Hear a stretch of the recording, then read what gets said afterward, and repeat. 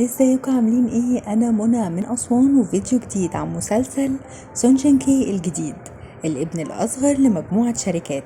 ايوه هو ده اسم المسلسل بيتكلم عن الخلافة لشركة كبيرة، وابنهم رافض او بيمثل انه مش عايز يورث الشركة، والبطل بتاعنا بيشتغل في الشركة انه بينفذ اي مهام بيكلف بيها، اي مهام حتى لو تركيب قعدة حمام، لحد ما بيكتشف في يوم اختلاسات بقيمة 600 مليون دولار.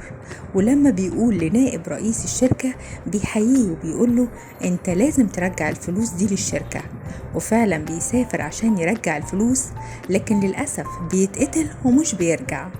ايه ده؟ هو كده المسلسل خلص عشان البطل مات؟ ايوه، لكن بيتولد من جديد. اصبروا بس شوية، المسلسلات الكوري ليها تاتش كده بيشدك.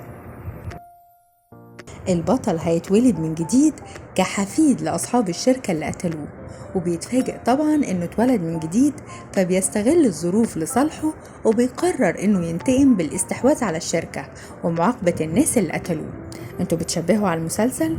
هو الصراحة في حتة كده من مسلسل Again My Life، المسلسل برضو كوري، كان البطل بتاعه توفى او قتلوه بمعنى اصح، وبعد كده عاد تاني للحياة ومثل برضو ان هو مدعي عام. المسلسل كان جميل جدا، ولو عجبكم الريفيو بتاع المسلسل النهاردة هعمل لكم ريفيو على Again My Life.